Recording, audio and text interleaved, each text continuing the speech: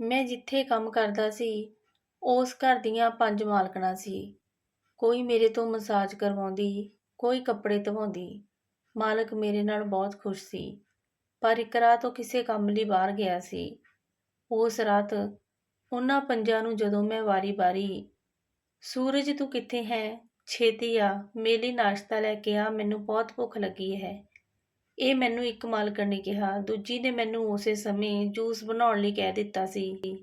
ਮੇਰਾ ਮਾਲਕ ਬਹੁਤ ਹੀ ਅਯਾਸ਼ ਕਿਸਮ ਦਾ ਆਦਮੀ ਸੀ। ਉਸ ਨੇ ਆਪਣੇ ਘਰ ਵਿੱਚ 5 ਕੁੜੀਆਂ ਆਪਣੀ ਅਯਾਸ਼ੀ ਲਈ ਰੱਖੀਆਂ ਸੀ ਅਤੇ ਉਹਨਾਂ ਦੀ ਦੇਖਭਾਲ ਲਈ ਮੈਨੂੰ ਰੱਖਿਆ ਸੀ।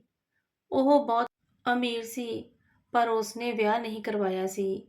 ਇਸ ਵੱਡੇ ਸਾਰੇ ਬੰਗਲੇ ਵਿੱਚ 5-6 ਕਮਰੇ ਸੀ ਅਤੇ ਉਹਨਾਂ ਦੇ ਵਿੱਚ ਅਲੱਗ-ਅਲੱਗ ਕਮਰਿਆਂ ਵਿੱਚ ਛੋਟੀ-ਛੋਟੀ ਉਮਰ ਦੀਆਂ ਕੁੜੀਆਂ ਰਹਿੰਦੀਆਂ ਸੀ, ਜੋ ਕਿ ਵੇਖਣ ਵਿੱਚ ਬਹੁਤ ਹੀ ਸੋਹਣੀਆਂ ਸੀ, ਜਿੱਦਾਂ ਕੋਈ ਪਰੀਆਂ ਹੋਣ। ਮਤਲਬ ਇਹ ਸੀ ਕਿ ਇਸ ਸਮੇਂ ਘਰ ਦੇ ਅੰਦਰ ਮੈਂ ਹੀ ਇੱਕ ਨੌਕਰ ਸੀ ਅਤੇ ਮੈਂ ਇਸ ਘਰ ਦੇ ਬਾਰੇ ਸੁਣ ਲਿਆ ਸੀ। ਉਹ ਸਭ ਕੁੜੀਆਂ ਬਹੁਤ ਚਲਾਕ ਸੀ, ਕਿਸੇ ਵੀ ਨੌਕਰ ਨੂੰ ਟਿਕਣ ਨਹੀਂ ਦਿੰਦੀਆਂ ਸੀ। ਜੋ ਵੀ ਆਉਂਦਾ ਉਸ ਨੂੰ ਤੰਗ ਕਰਦੀਆਂ ਤਾਂ ਉਹ ਕੰਮ ਛੱਡ ਕੇ ਚਲਾ ਜਾਂਦਾ ਸੀ। ਪਰ ਮੈਂ ਮਜਬੂਰ ਸੀ। ਘਰ ਵਿੱਚ ਜਵਾਨ ਭੈਣਾਂ ਸੀ ਤੇ ਮਾਂ ਨੇ ਕਿਹਾ ਸੀ ਕਿ ਆਪਣੀ ਨੌਕਰੀ ਨਾ ਛੱਡੀ, ਤੇਰੀ ਵੱਡੀ ਭੈਣ ਦਾ ਰਿਸ਼ਤਾ ਹੋ ਗਿਆ, ਕੁਝ ਮਹੀਨਿਆਂ ਵਿੱਚ ਵਿਆਹ ਹੈ ਤੇ ਉਸ ਦਾ ਵਿਆਹ ਕਰਨਾ ਤੇ ਦਹੇਜ ਵੀ ਦੇਣਾ ਹੈ। ਜਦੋਂ ਮੈਨੂੰ ਇਸ ਘਰ ਦੇ ਵਿੱਚ ਨੌਕਰੀ ਦੀ ਆਫਰ ਆਈ ਤਾਂ ਮੈਂ ਝੱਟ ਹਾਂ ਕਰ ਦਿੱਤੀ ਸੀ, ਕਿਉਂਕਿ ਤਨਖਾਹ ਵੀ ਚੰਗੀ ਸੀ। ਜਿੱਦਾਂ ਹੀ ਮੈਂ ਸਾਰੀਆਂ ਗੱਲਾਂ ਕਰਕੇ ਘਰੋਂ ਨਿਕਲਿਆ ਤਾਂ ਮੈਨੂੰ ਇੱਕ ਆਦਮੀ ਨਜ਼ਰ ਆਇਆ। ਉਸ ਬੰਗਲੇ ਦੇ ਵੱਲ ਜਾ ਰਿਹਾ ਸੀ। ਮੈਨੂੰ ਕਹਿਣ ਲੱਗਾ ਕਿ ਤੂੰ ਇਸ ਬੰਗਲੇ ਵਿੱਚ ਕੰਮ ਕਰਨ ਨਵਾਂ ਆਇਆ ਹੈ। ਮੈਂ ਉਸ ਨੂੰ ਹਾਂ ਕਰ ਦਿੱਤੀ ਤਾਂ ਉਹ ਮੈਨੂੰ ਬੜੇ ਹੀ ਧਿਆਨ ਨਾਲ ਵੇਖ ਰਿਹਾ ਸੀ ਅਤੇ ਫਿਰ ਕੰਨਾਂ ਨੂੰ ਹੱਥ ਲਾ ਕੇ ਕਹਿਣ ਲੱਗਾ ਕਿ ਇਸ ਘਰ ਦੀਆਂ ਔਰਤਾਂ ਜਿਹੜੀਆਂ ਮਾਲਕਣਾਂ ਨੇ, ਧਨ ਨੇ, ਅੱਜ ਮੈਂ ਆਪਣੇ 8 ਦਿਨਾਂ ਦੀ ਤਨਖਾਹ ਲੈਣ ਇਸ ਘਰ ਵਿੱਚ ਆਇਆ। ਇੱਥੇ ਦੀਆਂ ਕੁੜੀਆਂ ਬਹੁਤ ਦਿੱਕਤ ਦਿੰਦੀਆਂ ਨੇ, ਨੱਕ ਵਿੱਚ ਦਮ ਕਰਕੇ ਰੱਖਦੀਆਂ ਨੇ। ਇਹ ਸੁਣ ਕੇ ਮੈਨੂੰ ਡਰ ਤਾਂ ਲੱਗਿਆ। ਫਿਰ ਮਾਂ ਦੀ ਗੱਲ ਮੇਰੇ ਦਿਮਾਗ ਵਿੱਚ ਆ ਗਈ ਸੀ, ਕਿਉਂਕਿ ਕੰਮ ਕਰਨਾ ਮੇਰੀ ਮਜਬੂਰੀ ਸੀ। ਮੈਂ ਉਸ ਦੀ ਗੱਲ ਨਾ ਸੁਣੀ ਤੇ ਅਗਲੇ ਦਿਨ ਮੈਂ ਉੱਥੇ ਪਹਿਲੀ ਵਾਰੀ ਕੰਮ ਤੇ ਗਿਆ ਸੀ ਤਾਂ ਉਹਨਾਂ ਘੱਟ ਉਮਰ ਦੀਆਂ ਸੋਹਣੀਆਂ ਕੁੜੀਆਂ ਨੂੰ ਵੇਖ ਕੇ ਮੇਰੀਆਂ ਤਾਂ ਅੱਖਾਂ ਖੁੱਲੀਆਂ ਦੀਆਂ ਖੁੱਲੀਆਂ ਹੀ ਰਹਿ ਗਈਆਂ। ਮੇਰੇ ਕੋਲ ਕੋਈ ਵੀ ਸ਼ਬਦ ਨਹੀਂ ਸੀ। ਮੇਰੇ ਲਈ ਫੈਸਲਾ ਕਰਨਾ ਮੁਸ਼ਕਲ ਹੋ ਗਿਆ ਸੀ ਕਿ ਉਹਨਾਂ ਦੇ ਵਿੱਚੋਂ ਕੌਣ ਜ਼ਿਆਦਾ ਸੋਹਣਾ ਹੈ, ਪਰ ਇਹ ਸਭ ਬਹੁਤ ਹਸੀਨ ਤੇ ਸੋਹਣੀਆਂ ਸੀ। ਮੈਂ ਵੀ ਉਹਨਾਂ ਦਿਨਾਂ ਵਿੱਚ ਜਵਾਨ ਸੀ ਤੇ ਮੇਰੇ ਅੰਦਰ ਬੇਚੈਨੀ ਮਹਿਸੂਸ ਕਰ ਰਿਹਾ ਸੀ। ਮੈਨੂੰ ਵੀ ਬਹੁਤ ਮਿੱਠੀਆਂ-ਮਿੱਠੀਆਂ ਗੱਲਾਂ ਕਰਨੀਆਂ ਆਉਂਦੀਆਂ ਸੀ। ਇਸ ਲਈ ਉਹਨਾਂ 5 ਨੂੰ ਮੈਂ ਬੇਵਕੂਫ ਬਣਾਉਣਾ ਸ਼ੁਰੂ ਕਰ ਦਿੱਤਾ ਸੀ। ਮੇਰੇ ਲਈ ਕੋਈ ਮੁਸ਼ਕਲ ਕੰਮ ਨਹੀਂ ਸੀ। ਉਹ ਬਹੁਤ ਹੀ ਚੁਸਤ ਸੀ। ਸਾਰੀਆਂ ਹੀ ਆਪਸ ਵਿੱਚ ਏਕਾ ਕਰਕੇ ਰਹਿੰਦੀਆਂ ਸੀ। ਇਸ ਲਈ ਕੋਈ ਵੀ ਨੌਕਰ ਉੱਥੇ ਨਹੀਂ ਟਿਕਦਾ ਸੀ। ਉਹ ਜਾਣ-ਬੁੱਝ ਕੇ ਉਹਨਾਂ ਨੂੰ ਤੰਗ ਕਰਦੀਆਂ ਸੀ। ਹੁਣ ਮੇਰੇ ਸਬਰ ਦਾ ਇਮਤਿਹਾਨ ਸੀ ਤੇ ਮੈਂ ਉਹਨਾਂ ਸਾਰੀਆਂ ਦੀ ਬਦਤਮੀਜੀ ਸਹਿ ਰਿਹਾ ਸੀ ਤਾਂ ਜੋ ਉਹ ਮੇਰੇ ਤੇ ਭਰੋਸਾ ਕਰ ਸਕਣ। ਮੈਂ ਭੱਜ-ਭੱਜ ਕੇ ਉਹਨਾਂ ਦੇ ਸਾਰੇ ਕੰਮ ਕਰਦਾ ਸੀ, ਨਹੀਂ ਤਾਂ ਉਹ ਸਾਰੀਆਂ ਮੈਨੂੰ ਵੀ ਕੰਮ ਤੋਂ ਕਢਵਾ ਦਿੰਦੀਆਂ ਤੇ ਮਾਲਕ ਨੂੰ ਮੇਰੀ ਸ਼ਿਕਾਇਤ ਕਰ ਦਿੰਦੀਆਂ। ਉਹਨਾਂ ਸਭ ਦੀਆਂ ਫਰਮਾਇਸ਼ਾਂ ਮੈਨੂੰ ਬਹੁਤ ਤੰਗ ਕਰਦੀਆਂ ਸੀ। ਹਰ ਇੱਕ ਦਾ ਵੱਖਰੇ ਤਰ੍ਹਾਂ ਦਾ ਰਸਤਾ ਹੁੰਦਾ ਸੀ। ਕੋਈ ਨਾਸ਼ਤੇ ਵਿੱਚ ਕੁਝ ਚਾਹੁੰਦਾ ਤੇ ਕੋਈ ਕੁਝ। ਇਸ ਲਈ ਸਭ ਦੀ ਪਸੰਦ ਦਾ ਨਾਸ਼ਤਾ ਬਣਾਉਣਾ ਸੀ, ਪਰ ਮੈਂ ਆਪਣੀ ਮਜਬੂਰੀ ਕਰਕੇ ਜਲਦੀ-ਜਲਦੀ ਸਾਰੇ ਕੰਮ ਕਰਦਾ ਸੀ ਤੇ ਉਹ ਸਾਰੀਆਂ ਮੈਨੂੰ ਵੇਖ ਕੇ ਹੈਰਾਨ ਹੋ ਜਾਂਦੀਆਂ ਸੀ। ਮੈਂ ਉਹਨਾਂ ਨੂੰ ਕਹਿ ਦਿੰਦਾ ਸੀ ਕਿ ਜੇ ਕੋਈ ਹੋਰ ਕੰਮ ਹੋਵੇ ਤਾਂ ਦੱਸ ਦਿਓ। ਜੋ ਵੀ ਕੰਮ ਹੁੰਦਾ ਮੈਂ ਪੂਰੀ ਸਪੀਡ ਦੇ ਨਾਲ ਤੇ ਚੰਗੇ ਤਰੀਕੇ ਨਾਲ ਕਰਦਾ ਸੀ। ਇਹ ਦੇਖ ਕੇ ਉਹ ਮੇਰੇ ਤੋਂ ਖੁਸ਼ ਵੀ ਸੀ, ਕਿਉਂਕਿ ਮੈਂ ਛੋਟੇ ਹੁੰਦੇ ਤੋਂ ਹੀ ਸਾਰੇ ਕੰਮ ਕਰਦਾ ਆ ਰਿਹਾ ਸੀ। ਮੈਂ ਉਹਨਾਂ ਦੇ ਕੋਲ ਆਇਆ ਸੀ ਤੇ ਕੋਈ ਮੌਕਾ ਵੀ ਨਹੀਂ ਛੱਡਦਾ ਸੀ ਕਿ ਉਹ ਮੇਰੀ ਸ਼ਿਕਾਇਤ ਮਾਲਕ ਨੂੰ ਕਰਨ। ਉਹਨਾਂ ਵਿੱਚੋਂ ਇੱਕ ਨੇ ਕਿਹਾ ਕਿ ਤੂੰ ਮੇਰੇ ਕਮਰੇ ਵਿੱਚ ਆ, ਮੇਰੇ ਕੱਪੜੇ ਲੈ ਕੇ ਜਾ ਤੇ ਉਹਨਾਂ ਨੂੰ ਧੋ ਦੇ। ਮੈਂ ਉਸ ਦੇ ਕਮਰੇ ਵਿੱਚ ਗਿਆ। ਮੈਂ ਉਸ ਦੇ ਕੱਪੜੇ ਧੋ ਰਿਹਾ ਸੀ ਤੇ ਉਹ ਮੇਰੇ ਵੱਲ ਵੇਖ ਰਹੀ ਸੀ। ਜਿਸ ਦੇ ਕਮਰੇ ਵਿੱਚ ਵੀ ਮੈਂ ਜਾਂਦਾ ਸੀ, ਉਹ ਉਸ ਦੀਆਂ ਤਾਰੀਫਾਂ ਸ਼ੁਰੂ ਕਰ ਦਿੰਦਾ। ਮਾਲਕ ਵੇਖਦਾ ਸੀ ਕਿ ਉਹ ਸਾਰੀਆਂ ਮੇਰੇ ਨਾਲ ਬਹੁਤ ਖੁਸ਼ ਸੀ ਤਾਂ ਉਹ ਹਮੇਸ਼ਾ ਮੈਨੂੰ ਸ਼ਾਬਾਸ਼ ਦਿੰਦਾ ਸੀ ਕਿ ਤੂੰ ਬਹੁਤ ਹੀ ਸਮਝਦਾਰ ਹੈ। ਹੁਣ ਮੈਂ ਇੱਦਾਂ ਹੀ ਕਰਦਾ ਸੀ ਸਭ ਦੇ ਕਮਰੇ ਵਿੱਚ ਜਾਂਦਾ, ਉਹਨਾਂ ਦੀਆਂ ਤਾਰੀਫਾਂ ਕਰਦਾ ਤੇ ਉਹਨਾਂ ਦੇ ਕੰਨ ਇੱਕ ਦੂਜੇ ਦੇ ਖਿਲਾਫ ਭਰਦਾ ਸੀ। ਪਰ ਇੱਕ ਦਿਨ 5ਵੇਂ ਨੰਬਰ ਵਾਲੀ ਨੇ ਜੋ ਮੈਨੂੰ ਕਿਹਾ, ਉਹ ਸੁਣ ਕੇ ਮੇਰੇ ਹੋਸ਼ ਹੀ ਉੱਡ ਗਏ। ਉਸ ਨੇ ਮੈਨੂੰ ਕਿਹਾ ਕਿ ਮੇਰੀ ਮਸਾਜ ਕਰ ਦੇ। ਮੈਨੂੰ ਬਹੁਤ ਹੈਰਾਨੀ ਹੋਈ, ਮੈਂ ਕਿੱਦਾਂ ਕਰ ਸਕਦਾ ਸੀ। ਫਿਰ ਕਹਿਣ ਲੱਗੀ, ਛੇਤੀ ਆ, ਮੇਰੇ ਸਿਰ ਵਿੱਚ ਬਹੁਤ ਦਰਦ ਹੋ ਰਿਹਾ ਹੈ। ਮੈਨੂੰ ਨਹੀਂ ਪਤਾ ਸੀ ਕਿ ਅੱਜ ਇਹ ਸਭ ਕੁਝ ਹੋਊਗਾ।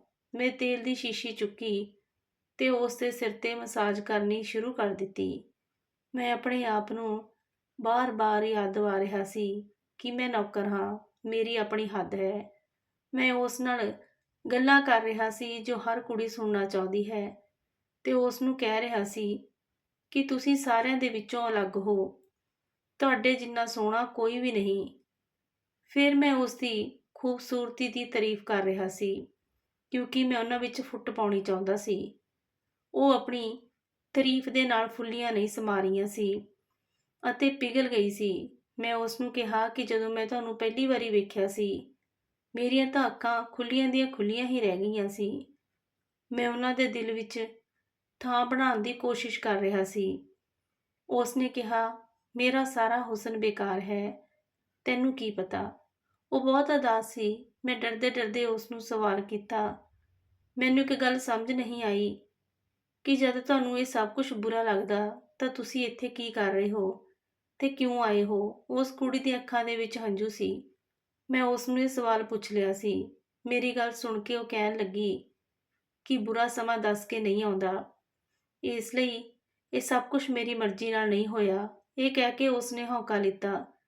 ਜਿਸ ਚੀਜ਼ ਨੇ ਮੈਨੂੰ ਹੈਰਾਨ ਕਰ ਦਿੱਤਾ, ਉਸ ਦੀਆਂ ਅੱਖਾਂ ਦੇ ਵਿੱਚ ਹੰਝੂ ਸੀ। ਉਸ ਨੇ ਮੈਨੂੰ ਜਾਣ ਲਈ ਕਿਹਾ ਤੇ ਆਪਣੀ ਚੁੰਨੀ ਨਾਲ ਅੱਖਾਂ ਪੋੰਝ ਰਹੀ ਸੀ। ਮੈਨੂੰ ਇੱਥੇ ਆਏ ਅਜੇ ਕੁਝ ਦਿਨ ਹੀ ਹੋਏ ਸੀ। ਮੈਂ ਦੇਖਿਆ ਸੀ ਕਿ ਸਾਰੀਆਂ ਕੁੜੀਆਂ ਨੂੰ ਦਿਲਾਸਾ ਦਿੰਦੀ ਸੀ। ਉਹਨਾਂ ਸਭ ਕੁੜੀਆਂ ਦੇ ਚਿਹਰੇ ਤੇ ਇੱਕ ਅਜੀਬ ਹੀ ਉਦਾਸੀ ਸੀ। ਮੈਨੂੰ ਸਮਝ ਨਹੀਂ ਆ ਰਿਹਾ ਸੀ ਕਿ ਆਖਰ ਗੱਲ ਕੀ ਹੈ। ਸਵੇਰ ਤੱਕ ਉਹ ਬਹੁਤ ਖੁਸ਼ ਸੀ। ਉਸ ਦੇ ਚਿਹਰੇ ਨੂੰ ਵੇਖ ਕੇ ਮੈਨੂੰ ਸ਼ੱਕ ਹੋ ਰਿਹਾ ਸੀ ਕਿ ਅਜਿਹੀ ਕੀ ਗੱਲ ਹੈ। ਰਾਤ ਨੂੰ ਮੈਂ ਆਪਣੇ ਕਮਰੇ ਵਿੱਚ ਜਾ ਕੇ ਸੌਂ ਗਿਆ ਸੀ, ਪਰ ਅੱਜ ਮੈਨੂੰ ਨੀਂਦ ਨਹੀਂ ਆ ਰਹੀ ਸੀ। ਮੈਂ ਉਸ ਮਾਲਕਣ ਦੇ ਬਾਰੇ ਸੋਚ ਰਿਹਾ ਸੀ ਕਿ ਪਤਾ ਨਹੀਂ ਉਹ ਇਦਾਂ ਕਿਉਂ ਕਹਿ ਰਹੀ ਸੀ ਤੇ ਇੱਥੇ ਕਿੱਥੇ ਫਸ ਗਈ। ਜਿਸ ਤਰ੍ਹਾਂ ਉਹ ਮਾਲਕ ਦੇ ਆਉਣ ਤੋਂ ਪਰੇਸ਼ਾਨ ਸੀ ਤੇ ਖੁਸ਼ ਵੀ ਨਹੀਂ ਸੀ। ਸੋਚਦੇ ਸੋਚਦੇ ਮੈਨੂੰ ਨੀਂਦ ਆ ਗਈ। ਸਵੇਰੇ ਜਦੋਂ ਮੈਂ ਰਸੋਈ ਵਿੱਚ ਗਿਆ ਤਾਂ ਮਾਲਕਣ ਉੱਥੇ ਖੜੀ ਰੋ ਰਹੀ ਸੀ। ਉਸ ਨੂੰ ਦੇਖ ਕੇ ਮੈਨੂੰ ਬਹੁਤ ਦੁੱਖ ਹੋਇਆ, ਪਰ ਮੈਂ ਪੁੱਛ ਨਹੀਂ ਸਕਦਾ ਸੀ। ਮੈਨੂੰ ਬਹੁਤ ਦੁੱਖ ਹੋ ਰਿਹਾ ਸੀ। ਜਿੱਦਾਂ ਹੀ ਮੇਰੇ ਵੱਲ ਵੇਖਣ ਲੱਗੀ, ਉਸ ਦੇ ਚਿਹਰੇ ਨੂੰ ਦੇਖ ਕੇ ਮੇਰਾ ਦਿਲ ਧੜਕਣਾ ਹੀ ਭੁੱਲ ਗਿਆ ਸੀ। ਉਸ ਦੇ ਚਿਹਰੇ ਦੇ ਉੱਤੇ ਜੋ ਸੀ ਉਹ ਮੈਂ ਬਿਆਨ ਨਹੀਂ ਕਰ ਸਕਦਾ ਸੀ। ਮੇਰੇ ਚਿਹਰੇ ਦਾ ਰੰਗ ਉੱਡ ਗਿਆ ਸੀ। ਉਹ ਮੈਨੂੰ ਆਪਣੇ ਆਪ ਦੱਸ ਵੀ ਨਹੀਂ ਸਕਦੀ ਸੀ। ਉਹ ਅਚਾਨਕ ਉੱਥੋਂ ਬਾਹਰ ਚਲੀ ਗਈ। ਉਸ ਦੇ ਚਿਹਰੇ ਤੋਂ ਉਸ ਦਾ ਦੁੱਖ ਪਤਾ ਲੱਗ ਰਿਹਾ ਸੀ, ਜਿੱਦਾਂ ਕਿਸੇ ਨੇ ਜਲਦੀ ਹੋਈ ਸਿਗਰਟ ਉਸ ਦੇ ਮੂੰਹ ਤੇ ਲਾ ਦਿੱਤੀ ਹੋਵੇ। ਮੈਂ ਨਹੀਂ ਜਾਣਦਾ ਸੀ ਕਿ ਮਾਲਕ ਇਦਾਂ ਦਾ ਵੀ ਹੈ। ਮੈਨੂੰ ਉਸ ਤੋਂ ਹੋਰ ਵੀ ਜ਼ਿਆਦਾ ਨਫ਼ਰਤ ਹੋ ਰਹੀ ਸੀ।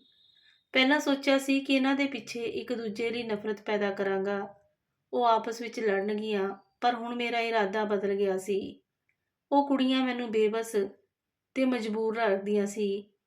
ਮੈਂ ਨੋਟ ਕਰਨਾ ਸ਼ੁਰੂ ਕਰ ਦਿੱਤਾ ਕਿ ਮਾਲਕ ਜਦੋਂ ਵੀ ਕਿਸੇ ਕੁੜੀ ਦੇ ਕਮਰੇ ਵਿੱਚ ਜਾਂਦਾ, ਉਹ ਕੁੜੀ ਅਗਲੀ ਸਵੇਰ ਰੋ ਰਹੀ ਹੁੰਦੀ ਸੀ। ਇੱਕ ਦਿਨ ਮੈਨੂੰ ਕਮਰੇ ਦੇ ਵਿੱਚ ਲੜਨ ਦੀ ਆਵਾਜ਼ ਆ ਰਹੀ ਸੀ। ਮੈਂ ਪਤਾ ਨਹੀਂ ਮਾਲਕ ਉਸ ਕੁੜੀ ਨਾਲ ਕਿਉਂ ਲੜ ਰਿਹਾ ਸੀ। ਮੈਂ ਰਸੋਈ ਤੋਂ ਬਾਹਰ ਆਇਆ ਅਤੇ ਹਿੰਮਤ ਕਰਕੇ ਸੁਣਨ ਦੀ ਕੋਸ਼ਿਸ਼ ਕੀਤੀ। ਹਾਲਾਂਕਿ ਮਾਲਕ ਨੇ ਮੈਨੂੰ ਘਰ ਦੇ ਮਾਮਲੇ ਵਿੱਚ ਦਖਲ ਦੇਣ ਤੋਂ ਮਨਾ ਕੀਤਾ ਸੀ ਤੇ ਉਹ ਕਹਿ ਰਿਹਾ ਸੀ ਕਿ ਸਾਰਾ ਕੀਤਾ ਕਰਾਇਆ ਤੇਰਾ ਹੈ, ਤੇਰੇ ਕਰਕੇ ਹੀ ਇਹ ਕੁੜੀਆਂ ਬਗਾਵਤ ਕਰ ਰਹੀਆਂ ਨੇ, ਨਹੀਂ ਤਾਂ ਇਹ ਕੁੜੀਆਂ ਮੇਰੇ ਅੱਗੇ ਬੋਲਦੀਆਂ ਨਹੀਂ ਸੀ। ਜਦੋਂ ਦੀ ਤੂੰ ਆਈ ਹੈ, ਇਹਨਾਂ ਵਿੱਚ ਹਿੰਮਤ ਆ ਗਈ ਹੈ ਤੇ ਉਹ ਮੇਰੀਆਂ ਅੱਖਾਂ ਦੇ ਵਿੱਚ ਅੱਖਾਂ ਪਾ ਕੇ ਮੈਨੂੰ ਬੋਲਦੀਆਂ ਨੇ। ਉਹ ਕੁੜੀ ਚੁੱਪ ਸੀ ਤੇ ਉਸ ਦੀਆਂ ਅੱਖਾਂ ਦੇ ਵਿੱਚ ਬਹੁਤ ਗੁੱਸਾ ਸੀ, ਜਿਸ ਨੂੰ ਦੇਖ ਕੇ ਮੈਨੂੰ ਡਰ ਲੱਗ ਰਿਹਾ ਸੀ ਕਿ ਪਤਾ ਨਹੀਂ ਮਾਲਕ ਨਾਲ ਕੀ ਕਰ ਦੇਣ। ਮਾਲਕ ਉਸ ਨੂੰ ਕਹਿਣ ਲੱਗਾ, ਆਪਣੀਆਂ ਅੱਖਾਂ ਨੀਵੀਆਂ ਕਰ, ਤੇਰੀ ਉਹ ਹਾਲਤ ਕਰਾਂਗਾ ਤੂੰ ਸੋਚੀ ਵੀ ਨਹੀਂ ਹੋਣੀ। ਮਾਲਕ ਨੇ ਉਸ ਦੇ ਮੂੰਹ ਤੇ ਥੱਪੜ ਮਾਰ ਦਿੱਤਾ ਅਤੇ ਉਸ ਨੂੰ ਕਮਰੇ ਵਿੱਚ ਘਸੀੜਦਾ ਹੋਇਆ ਲੈ ਕੇ ਗਿਆ। ਕਿ ਅੱਜ ਤੇਰਾ ਉਹ ਹਾਲ ਕਰਾਂਗਾ ਕਿ ਤੇਰੀ ਰੂਹ ਕੰਬ ਜਾਊਗੀ ਤੇ ਤੂੰ ਆਪਣੀ ਸ਼ਕਲ ਵੀ ਨਹੀਂ ਪਛਾਣ ਪਾਉਣੀ। ਇਹ ਸੁਣ ਕੇ ਸਾਰੀਆਂ ਕੁੜੀਆਂ ਮਾਲਕ ਦੇ ਪੈਰ ਫੜ ਲਏ, ਕਹਿਣ ਲੱਗੀਆਂ, ਇਸ ਨੂੰ ਛੱਡ ਦਿਓ, ਇਸ ਨੂੰ ਮਾਫ਼ ਕਰ ਦਿਓ। ਅਸੀਂ ਅੱਜ ਤੋਂ ਤੁਹਾਡੀ ਕੋਈ ਗੱਲ ਨਹੀਂ ਟਾਲਾਂਗੇ। ਮੇਰਾ ਦਿਲ ਦਹਿਲ ਗਿਆ ਸੀ। ਅੱਜ ਮੈਂ ਪਹਿਲੀ ਵਾਰੀ ਉਹ ਦੇਖਿਆ ਸੀ ਜੋ ਮੈਂ ਨਹੀਂ ਦੇਖਣਾ ਚਾਹੁੰਦਾ ਸੀ। ਸਮਾਂ ਬੀਤ ਰਿਹਾ ਸੀ। ਹੁਣ ਮੈਨੂੰ ਉਸ ਘਰ ਦੇ ਬੜੇ ਰਾਜ਼ ਪਤਾ ਲੱਗ ਗਏ ਸੀ। ਇੱਕ ਦਿਨ ਮੈਂ ਸੁਣਿਆ ਉਹ ਕੁੜੀ ਕਹਿ ਰਹੀ ਸੀ ਕਿ ਪਰਮਾਤਮਾ ਮੈਨੂੰ ਬਖਸ਼ ਦੇ, ਮੈਂ ਇੱਥੇ ਨਹੀਂ ਰਹਿਣਾ ਚਾਹੁੰਦੀ। ਮੇਰੇ ਦਿਲ ਵਿੱਚ ਉਸ ਲਈ ਹਮਦਰਦੀ ਹੋ ਗਈ ਸੀ ਤੇ ਉਸ ਤੇ ਮੈਨੂੰ ਬਹੁਤ ਤਰਸ ਆਉਂਦਾ ਸੀ। ਉਸ ਨੇ ਕਿਹਾ, ਮੈਂ ਮਜਬੂਰ ਹੋ ਕੇ ਘਰੋਂ ਨਿਕਲੀ ਸੀ, ਆਪਣੀ ਮਾਂ ਨੂੰ ਬਚਾਉਣਾ ਚਾਹੁੰਦੀ ਸੀ, ਇਸ ਲਈ ਇਸ ਤੋਂ ਮਦਦ ਮੰਗੀ ਸੀ। ਪਰ ਉਸ ਨੇ ਜੋ ਮੇਰੀ ਮਾਂ ਦੇ ਇਲਾਜ ਦੇ ਬਦਲੇ ਵਿੱਚ ਮੰਗਿਆ ਸੀ, ਉਹ ਇੱਕ ਗੁਨਾਹ ਦੀ ਜ਼ਿੰਦਗੀ ਸੀ। ਮੇਰੇ ਕੋਲ ਕੋਈ ਰਾਸਤਾ ਨਹੀਂ ਸੀ। ਆਦਮੀ ਕਦੇ ਵੀ ਬਿਨਾਂ ਮਤਲਬ ਤੋਂ ਔਰਤ ਦੀ ਮਦਦ ਨਹੀਂ ਕਰਦਾ। ਉਹ ਉਸ ਤੋਂ ਉਸ ਦੀ ਇੱਜ਼ਤ ਮੰਗਦਾ ਹੈ। ਜਿਸ ਮਾਂ ਲਈ ਮੈਂ ਆਪਣੇ ਆਪ ਨੂੰ ਵੇਚ ਦਿੱਤਾ, ਉਹ ਮਰ ਗਈ, ਪਰ ਪਤਾ ਨਹੀਂ ਮੇਰੀ ਸਜ਼ਾ ਕਦੋਂ ਖਤਮ ਹੋਣੀ ਹੈ। ਇਹ ਸੁਣ ਕੇ ਤਾਂ ਮੈਂ ਬਹੁਤ ਦੁਖੀ ਹੋ ਗਿਆ ਸੀ। ਉਹ ਮਜਬੂਰੀ ਬਸ ਮਾਲਕ ਦੇ ਧੱਕੇ ਚੜ੍ਹ ਗਈ ਸੀ। ਬਾਕੀ ਕੁੜੀਆਂ ਨਾਲ ਵੀ ਇਦਾਂ ਹੀ ਹੋਇਆ ਸੀ। ਮਾਲਕ ਬਹੁਤ ਹੀ ਅਯਾਸ਼ ਕਿਸਮ ਦਾ ਆਦਮੀ ਸੀ ਤੇ ਘਟੀਆ ਇਨਸਾਨ। ਕੁੜੀਆਂ ਨੂੰ ਮਾਰਦਾ ਰਹਿੰਦਾ ਸੀ। ਮੈਨੂੰ ਬਹੁਤ ਦੁੱਖ ਹੁੰਦਾ ਸੀ। ਮੇਰੀ ਭੈਣ ਦਾ ਵਿਆਹ ਨੇੜੇ ਆ ਗਿਆ ਸੀ ਅਤੇ ਮਾਲਕ ਨੇ ਮੈਨੂੰ ਬਹੁਤ ਪੈਸੇ ਦਿੱਤੇ, ਪਰ ਛੁੱਟੀ ਇੱਕ ਦਿਨ ਦੀ ਹੀ ਦਿੱਤੀ ਸੀ। ਮੇਰੀ ਭੈਣ ਦੀ ਵਿਦਾਈ ਹੋ ਗਈ ਸੀ। ਅਗਲੀ ਸਵੇਰ ਮੈਂ ਕੰਮ ਤੇ ਗਿਆ। ਮਾਂ ਨੇ ਮੈਨੂੰ ਕਿਹਾ ਕਿ ਇੱਕ ਦਿਨ ਹੋਰ ਰੁਕ ਜਾ। ਮੈਂ ਮਾਂ ਨੂੰ ਕਿਹਾ ਕਿ ਮਾਂ, ਨੌਕਰੀ ਦਾ ਸਵਾਲ ਹੈ, ਉਹ ਮੈਨੂੰ ਕੱਢ ਦੇਣਗੇ, ਕਿਉਂਕਿ ਮੈਂ ਇੱਕ ਗਰੀਬ ਘਰ ਤੋਂ ਸੀ ਅਤੇ ਮੈਂ ਕੁੜੀਆਂ ਦੀ ਮਜਬੂਰੀ ਸਮਝ ਸਕਦਾ ਸੀ ਕਿ ਉਹ ਕਿੰਨੀਆਂ ਮਜਬੂਰ ਸੀ। ਉਹ ਇਨਸਾਨ ਉਹਨਾਂ ਤੋਂ ਕੁਝ ਵੀ ਕਰਵਾ ਸਕਦਾ ਸੀ। ਜਾਂਦੇ ਹੀ ਮਾਲਕ ਨੇ ਕਿਹਾ ਕਿ ਮੈਂ ਸ਼ਹਿਰ ਤੋਂ ਬਾਹਰ ਜਾ ਰਿਹਾ ਹਾਂ, 3 ਦਿਨਾਂ ਬਾਅਦ ਆਵਾਂਗਾ। ਉਹ ਕਿਸੇ ਨੂੰ ਫੋਨ ਦੇ ਉੱਤੇ ਕੁੜੀਆਂ ਦੀ ਕੀਮਤ ਲੱਖਾਂ ਵਿੱਚ ਦੱਸ ਰਿਹਾ ਸੀ। ਇਹ ਗੱਲ ਉਹ ਕਿਸੇ ਇਨਸਾਨ ਨੂੰ ਫੋਨ ਤੇ ਕਹਿ ਰਿਹਾ ਸੀ। ਇਹ ਕਹਿ ਕੇ ਉਹ ਘਰੋਂ ਨਿਕਲ ਗਿਆ ਸੀ। ਹੁਣ ਤਾਂ ਮੇਰੇ ਹੋਸ਼ ਹੀ ਉੱਡ ਗਏ ਸੀ ਕਿ ਉਹ ਆਪ ਵੀ ਇੰਨੇ ਜ਼ੁਲਮ ਕਰਦਾ ਸੀ ਅਤੇ ਹੁਣ ਉਹਨਾਂ ਨੂੰ ਵੇਚਣਾ ਚਾਹੁੰਦਾ ਸੀ। ਉਸ ਤੇ ਜਾਂਦੇ ਹੀ ਮੈਂ ਸਾਰਿਆਂ ਦੇ ਕਮਰੇ ਖੜਕਾਏ ਤੇ ਸਾਰੀਆਂ ਕੁੜੀਆਂ ਬਾਹਰ ਆਈਆਂ ਅਤੇ ਮਾਲਕ ਦੇ ਬਾਰੇ ਸਭ ਨੂੰ ਸੱਚ ਦੱਸਿਆ। ਉਹ ਸੁਣ ਕੇ ਪਰੇਸ਼ਾਨ ਹੋ ਗਈਆਂ ਸੀ। ਚੌਕੀਦਾਰ ਮਾਲਕ ਦਾ ਖਾਸ ਆਦਮੀ ਸੀ। ਮੈਂ ਉਸ ਦੀ ਰੋਟੀ ਵਿੱਚ ਨੀਂਦ ਦੀ ਦਵਾਈ ਪਾ ਦਿੱਤੀ ਅਤੇ ਉਹ ਕੁਰਸੀ ਤੇ ਹੀ ਸੌਂ ਗਿਆ ਸੀ। ਰਾਤ ਨੂੰ ਸਾਰੀਆਂ ਕੁੜੀਆਂ ਨੂੰ ਮੈਂ ਘਰੋਂ ਕੱਢਿਆ ਤੇ ਉੱਥੋਂ ਚਲਾ ਗਿਆ, ਪਰ ਉਹ ਸਾਰੀਆਂ ਪਰੇਸ਼ਾਨ ਸੀ ਕਿਉਂਕਿ ਉਹ ਕਿੱਥੇ ਜਾਣਗੀਆਂ। ਘਰਦਿਆਂ ਨੇ ਉਹਨਾਂ ਨੂੰ ਸਵੀਕਾਰ ਨਹੀਂ ਕਰਨਾ ਸੀ। ਮੈਂ ਉਹਨਾਂ ਨੂੰ ਇੱਕ ਅਨਾਥ ਆਸ਼ਰਮ ਵਿੱਚ ਛੱਡ ਦਿੱਤਾ ਤੇ ਮੈਂ ਆਪਣੇ ਘਰ ਆ ਗਿਆ। ਮਾਲਕ ਨੂੰ ਮੈਂ ਫੋਨ ਕਰਕੇ ਕਹਿ ਦਿੱਤਾ ਕਿ ਮੈਨੂੰ ਤੇ ਚੌਕੀਦਾਰ ਨੂੰ ਨੀਂਦ ਦੀ ਦਵਾਈ ਦੇ ਦਿੱਤੀ ਗਈ। ਜਦੋਂ ਅਸੀਂ ਸੌਂ ਗਏ ਤਾਂ ਉਹ ਭੱਜ ਗਈਆਂ। ਮਾਲਕ ਗੁੱਸੇ ਵਿੱਚ ਵਾਪਸ ਆ ਰਿਹਾ ਸੀ।